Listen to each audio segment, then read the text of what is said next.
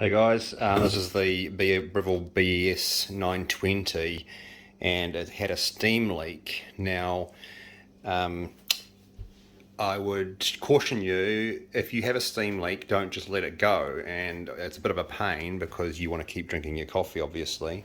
And where I found it was leaking was right in this seal here. And I'll tell you a trick to fix that temporarily in a minute. Now, you'll probably find that if you push down on that, it will, it'll stop leaking, but obviously you can't stand there all day with your finger around that. And why I will tell you to fix that, make sure you fix it, is because this is just blowing up on me. And it's because there's some Triacs on the back of here, which control the flow of power to the boiler. Now, if you leave those, if you leave them to get hot, i.e. you leave the steam running into this entire cavity, then those will overheat and blow up. And I think that's probably what's cascaded onto this and caused that to blow up. And what you'll notice then is that the machine overheats. On the temperature on the front, it'll tell you that it's 135 degrees, and crawling up to 135 degrees. And you can temporarily fix that by running your water. Just let it run out until it cools the entire system down enough to return to your 93 degrees, and you'll get your coffee shot out of it. But the solution is, don't let this leak steam for a long time. If you hear it leaking, you'll hear a slow hiss. Don't ignore that hiss. Fix it. And there's other videos on YouTube telling you how to open this thing up, but and you can look those up. But basically, there's two screws under here, one there and one on the other side, and that will allow you to lift the top once you have removed the screws that are in here and here. And then when you take this off, there's screws here and here that will allow you to remove the back panel. The back panel doesn't need to be removed to look into the top here. But I'm still waiting for the O-ring for this to arrive, and it's not leaking at the moment. Now, when you pop this out, see if I can do it now without... Hold on, I'll get it. Okay, got a pair of pliers. Pull this off, don't lose that, and then you will notice when you pull this up that there is an O-ring on the bottom and a brass fitting on here. Now if you look closely, your one will not look like this.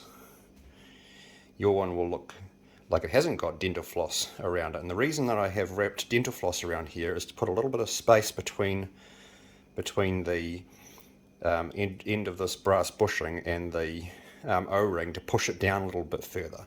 Now I will emphasize that this is a temporary fix. I would suggest you get your new O-ring, and I have one ordered and it's on its way, but it possibly doesn't need to be dental floss. Get something to put a bit more pressure on the O-ring and push it down a bit harder in there, and then put your seal back on.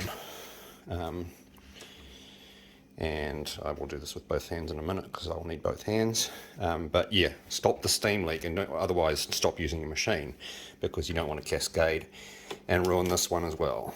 And I will, once I've taken these off, I'll actually find out what the parts are here. This is called a Triac board. It's got you can order the whole Triac board from somewhere, but I might just look at replacing just these because I've got a bit of electronics experience, so just replacing these individual Triacs, and yeah, we'll see how that works.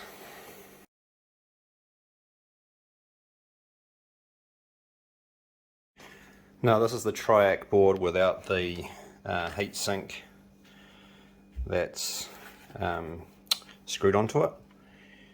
The numbers on that, you can probably read it, pause the video on that, on those two. Those are two of the Triacs, MOSFETs, transistors, whatever they are. This one is, there is actually information there, it's just really hard to read. And I will get a picture, and I've got a better picture of it, and I'll post that. Yeah, so, and I know what these things are now. These are, see, I might, if I can just get the picture of it right, yeah, maybe you'll just be able to pause the video and look at that. I don't think these play out, but I've heard a guy online said that he would just get a whole replacement board because these might play up as well. I did notice, see that little black thing between the legs of the transistor or MOSFET or whatever this is here?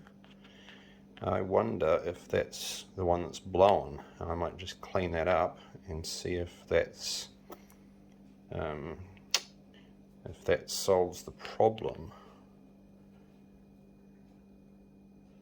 Might have shorted across there in the steam or something and built up a bit of oxidization or something. Anyway, I'll try that. Actually, look at that, you little bastard. Maybe there's nothing wrong with this board at all. That is an ant. An ant has crawled across that and paid for his sins getting into my machine. And we've had ants recently. So I don't know if that's just one ant or two ants, because there seems to be something else on the other side. Anyway, I will clean that off and maybe that will fix the short.